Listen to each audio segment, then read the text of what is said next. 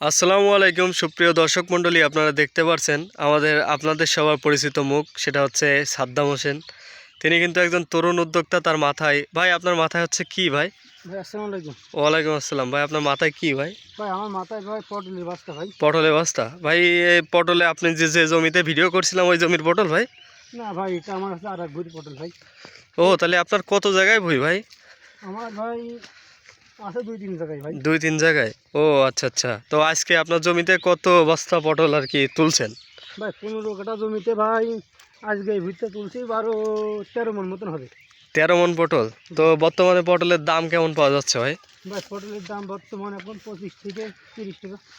25 থেকে 30 টাকা? ও এখনো কমিনি ভাই। তাহলে তো ভাই এখনো 1000 টাকা মন ধরা যায়, তাই তো? জি জি তো আপনার হচ্ছে এই 13 বস্তায় আপনার জমি থেকে হয়েছে? জি ভাই। তাহলে তো ভাই আজকে আনুমানিক কত টাকা বিক্রি করা যেতে পারে? ভাই আনুমানিক তো আমরা যখন চাচ্ছিলাম মানে 27 থেকে 28 টাকা হবে কি, এটা তো জানি না। ওই না, মানে আপনি 27 থেকে 28 টাকা এটা তো আশা করছেন, হ্যাঁ। ধরলাম 25 টাকা করে। তাহলে আপনার এই যে এই জায়গায় যে পরিমাণ পটল আছে টোটাল মিলিয়ে কত হাজার টাকার একটা অ্যামাউন্ট আসবে? টোটাল মিলে ভাই 15 থেকে 13 হাজার।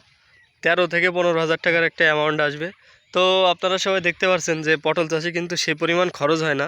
আমাদের এই যে আরো বস্তা আছে তো। আমাদের এই যে বেকার যে তরুণ উদ্যোক্তার কথা বলছিলাম, তিনি কিন্তু বেকারভাবে ঘুরে বেড়াচ্ছিল। তো তার একটা মাসিক ইনকামের একটা বলি আপনার, এই যে প্রতি সপ্তাহে তার যদি 15 থেকে 16 মণ পটল হয়, যদি 25 টাকা করে বিক্রি করে, তাহলে আপনার 16,000 টাকা। হ্যাঁ। তো এভারেজ মনে করেন কি, এই যদি প্রতি সপ্তাহে তাই 15-16 হাজার টাকা যদি ইনকাম হয়, তাহলে বেকার সমস্যা কি থাকবে? এই জন্য বলবো, যারা তরুণ আছেন, যারা বেকার আছেন, তারা কাজে লেগে যান। আপনাদের শুধু পটল সবজি না, এই ভাইয়ের কাছ থেকে আপনার আরেকটা কথা শোনাবো তার হিস্টোরি সম্পর্কে। বাস্তা আছে তো, পটলের বাস্তা আছে নষ্ট। আচ্ছা ভাই, ভালো থাকবেন, দেখা হবে নতুন আর একটা ভিডিওতে।